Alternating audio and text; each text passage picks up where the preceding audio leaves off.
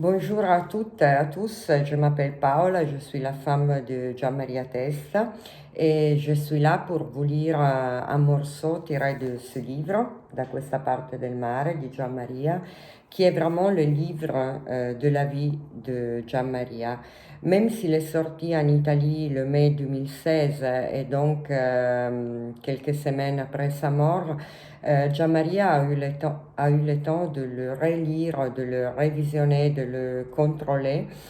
Et surtout, il a eu le temps d'être heureux, très heureux, de savoir que ce livre aurait eu une existence dans le monde et dans le futur.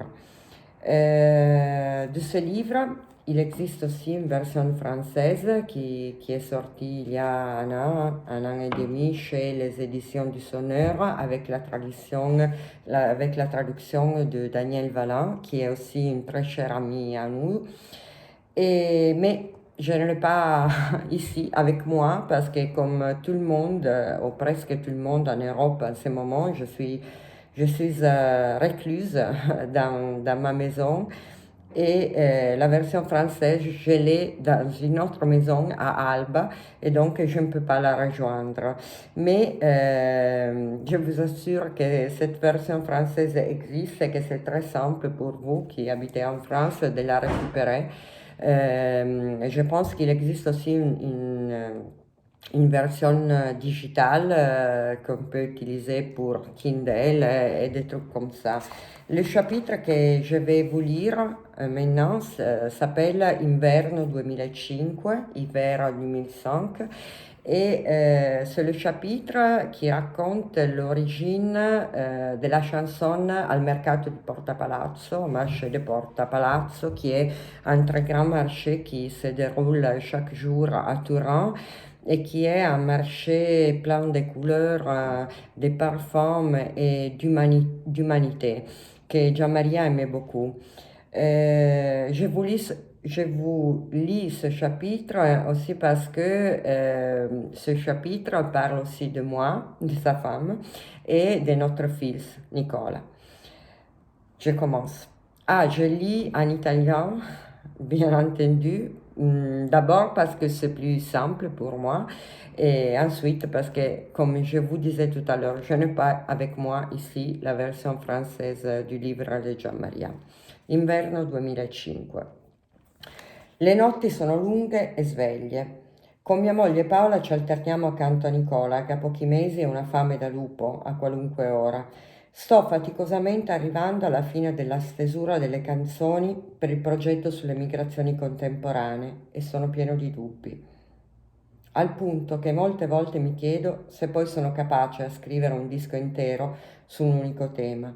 Penso a De André e ai suoi dischi monografici così intensi. Leggo e rileggo Sola Andata di Henry De Luca, che mi ha regalato da poco. È bellissimo e chiarificatore, lo prendo come un incoraggiamento a continuare. Ormai ogni sera mi immergo per 2 ore nel chiuso dello studio per riflettere e correggere. Quando riemergo parlo con Paola, le faccio sentire le correzioni, le nuove versioni, ma Nicola non dà tregua. I nostri dialoghi sono continuamente interrotti dalle sue esigenze di neonato.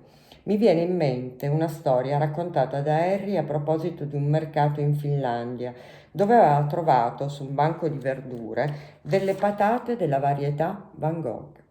Ricordo che Harry riteneva tutt'altro che offensivo per il pittore essere ricordato grazie a un tipo di patate. Diceva che anche per se stesso sperava nell'intitolazione di un qualche ortaggio. Gli sarebbe piaciuto l'aglio, ma lo riteneva un onore troppo grande, in modo da essere nominato nel posto più naturale e cordiale dove la gente si incontra, il mercato. Molto meglio che finire in una qualche mappa catastale con il nome di una via, di una piazza o di una scuola, diceva. De André e i suoi dischi monografici, Harry De Luca e la sua storia del mercato finlandese. Una sera comincio quasi per inerzia un arpeggio in 2 quarti, alla maniera di molte ballate di De André o di Brassens, tipo il gorilla per intenderci o Bocca di Rosa, e penso al mercato per eccellenza, Porta Palazzo a Torino, un posto dove la mescolanza è un dato di fatto. Ne nascono due strofe in rima, nelle quali inserisco persino, in omaggio ad André, il molo del caricamento, neanche Torino fosse Genova. Ma non riesco a proseguire, anzi quasi mi vergogno di questo momento di divertimento sul tema. Quando risalgo dallo studio, faccio sentire a Paola, fra mille premesse, il frutto del lavoro di quella sera. Era ora, mi dice, era ora che mettessi una nota di allegria in questo tuo scrivere. D'accordo, ma non ho più pallida idea di come continuare la storia. E allora racconta di una nascita, mi dice, racconta di un bambino. È la cosa più naturale del mondo ed anche la ragione di molte partenze. Passo un po' di sera a scervellarmi su come inserire un Natale a Porta Palazzo. Guardo Nicola, penso alle esigenze legittime e paffute di chi è nato dalla cosiddetta parte giusta del mondo. Penso allo ius soli, che in Italia non esiste, ma che dovrebbe essere legge naturale, vigente in ogni nazione civile. Penso all'assurdità del caricare di ingiustizia un fatto così bello e consueto come l'arrivo di una creatura nuova. In definitiva, mi trascino dietro una grande quantità di luoghi comuni e di banalità, da cui mi sembra di non essere in grado di uscire. Finalmente decido di fare la cosa che sempre faccio quando i pensieri si accavallano senza una via d'uscita apparente. Cerco di pensare con il massimo della semplicità possibile, sfrondando da ogni retropensiero, da ogni preconcetto le ragioni primarie del mio scrivere. È giusto oppure è banale ritenere che ogni nuovo nato, non importa dove, non importa da chi, debba avere le stesse aspettative e le stesse possibilità di chiunque altro nel mondo? È giusto. È giusto oppure è banale pensare che il luogo, la famiglia di nascita non possano condizionare la vita di una creatura al punto di farne un paria fin dai primi giorni di esistenza? È giusto. E così via. Alla fine scrivo al mercato di Porta Palazzo, nel quale, oltre a un Natale, mi permetto di aggiungere anche una nota di solidarietà umana allargata e purtroppo soltanto sperata.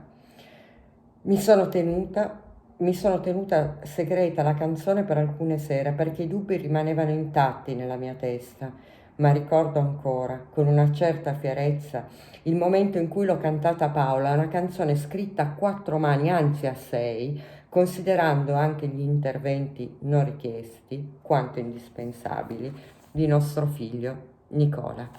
Ciao.